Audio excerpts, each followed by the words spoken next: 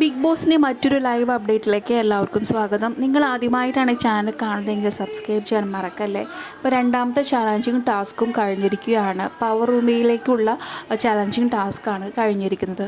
ആരാദ്യം പറയും എന്ന ടാസ്ക്കാണ് കഴിഞ്ഞത്. ഈ ടാസ്ക് കഴിഞ്ഞതോടെ തന്നെ പലരുമായിട്ടുള്ള പ്രശ്നങ്ങൾ അവിടെ തുടങ്ങിയിട്ടുണ്ട്. ശ്രീധുവിന് ഭയങ്കര വിഷമമായി. ശ്രീധു കരഞ്ഞു. അതായത് അപ്സര ശ്രീധുവിനെ കുറിച്ച് പറഞ്ഞ കാര്യം ആ ടാസ്കിലൂടെ ശ്രീധു അറിയുന്നുണ്ട്.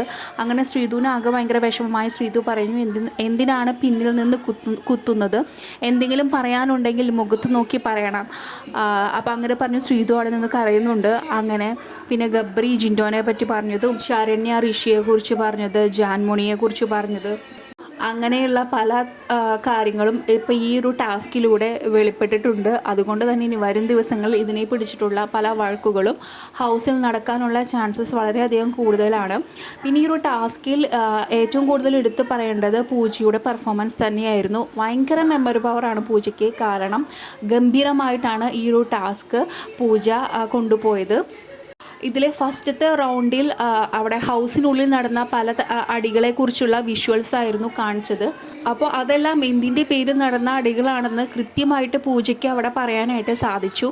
അങ്ങനെ ടണൽ തന്നെയായിരുന്നു ഫസ്റ്റ് റൗണ്ട് മുന്നിൽ നിന്നത്. പിന്നെ സെക്കൻഡ് റൗണ്ടിൽ ഹൗസിലെ പലരും പരദൂഷണമായി പറഞ്ഞ പല കാര്യങ്ങളും ആയിരുന്നു അവിടെ ക്വസ്റ്റ്യനായിട്ട് ചോദിച്ചത്. അപ്പോൾ അതിലാണ് പലരും പറഞ്ഞ പല കാര്യങ്ങളും അവിടെ വെളിപ്പെട്ടത്. അങ്ങനെ ടാസ്ക് കഴിഞ്ഞു. ടാസ്കിൽ 2 പോയിന്റുകളും നേടി ടണലാണ് മുന്നിൽ നിൽക്കുന്നത്. 1 പോയിന്റോടെ ഡെന്നും നെസ്റ്റും 2ാം സ്ഥാനത്തുമാണ് നിൽക്കുന്നത്. കൂടുതൽ അപ്ഡേറ്റ്സിനായി ചാനൽ സബ്സ്ക്രൈബ് ചെയ്യാൻ മറക്കല്ലേ. നിങ്ങളുടെ അഭിപ്രായം കമൻറ്റായി രേഖപ്പെടുത്തൂ.